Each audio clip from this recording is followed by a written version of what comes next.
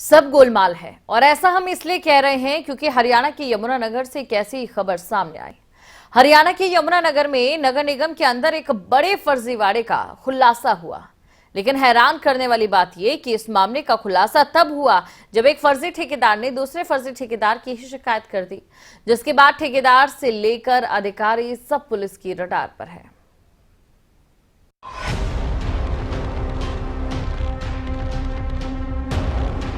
एक कहावत आपने जरूर सुनी होगी, हम तो डूबे सनम तुम्हें भी ले डूबेंगे। ये कहावत हरियाणा के यमुनानगर के नगर निगम में तब चरितार्थ हुई जब फर्जी ठेकेदारों ने एक दूसरे की ही शिकायत कर दी, जिसके बाद करोड़ों के फर्जीवाड़े का खुलासा हो गया और ठेकेदार से लेकर अधिकारी सब रडार पर आ गए।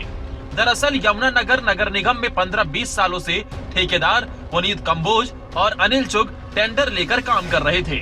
निगम के अधिकारी इन ठेकेदारों के फर्जी दस्तावेजों पर टेंडर अलॉट करते रहे। इस फर्जीवाड़े का खुलासा तब खुला जब दोनों ने एक दूसरे के खिलाफ शिकायत कर दी। अब पुलिस ने मामला दर्ज कर जांच शुरू की तो दोनों की ओर से लगाए गए आरोप सही निकले। ठेकेदार पुनीत के पास ESI और EPFO नंबर नहीं तो फर्जी सर्टिफिकेट लगाकर टेंडर के लिए अप्लाई करता था। वहीं अनिल चुग के पास एक्सपीरियंस लेटर फर्जी निकला। नगर निगम के एक्शन है मिस्टर रवि, तो उनकी तरफ से कंप्लेंट आई थी, 2 कंप्लेंट्स आई थी। दोनों अलग अलग कोई कॉन्ट्रैक्टर हैं, उनके खिलाफ थी। एक का नाम अनिल चुग है, दूसरों का नाम है पुनीत कंबोज। इनके खिलाफ दरखास्त आई तो उसमें हमने FIR रजिस्टर कर दी है। एक जो कंप्लेंट थी उसमें ये शिकायत थी, कोई जो अनिल चुग ठेकेदार हैं उन्होंने कोई यहाँ पे निगम में कोई कॉन्ट्रैक्ट वगैरह निकले थे तो उनके लिए अप्लाई किया हुआ था।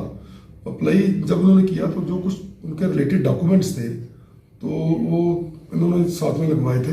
तो वो जब MC अपने निगम ने वेरीफाई करवाए तो जो कागज़ थे ना तो वो ठीक नहीं निकले। वो तो जहाँ से पीछे जलंधर से बनाए हुए थे उन्होंने वेरीफाई करवाए तो गलत निकले, इसलिए उसके ब्याह पे उन्होंने FIR रजिस्टर करवाई है।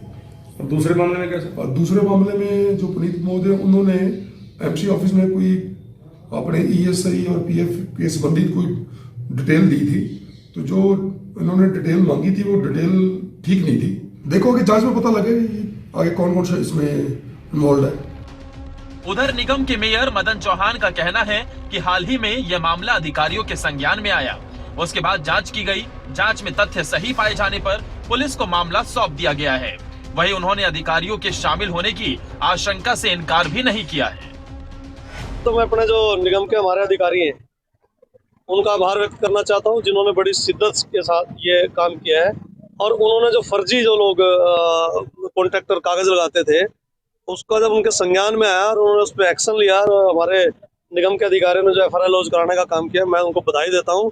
जब तक हम कुछ सख्त कदम नहीं उठाएंगे तो मेरा ख्याल हम काम ठीक नहीं करा पाएंगे। और जो भ्रष्टाचार रहित मुख्यमंत्री और प्रधानमंत्री के सरकार का शासन देने का काम है, ये तभी चलेगा कि हम सारा निगम का जो भी हमारे ध्यान में आता है, संज्ञान में आता है, जो पकड़ा जाता है, हम किसी को छोड़ने वाले।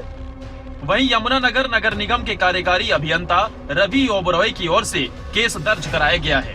उन्होंने शिकायत दी है कि पुनीत कुमार कंबोज ठेकेदार ने 3 दिसंबर से 13 दिसंबर तक नगर निगम के वार्ड नंबर 12, 21 और 22 के लिए लगाए टेंडर में अप्लाई किया था। इस दौरान उन्होंने जो दस्तावेज लगाए उसमें ESI और EPFO के जो दस्तावेज लगाए थे वो जाली हैं।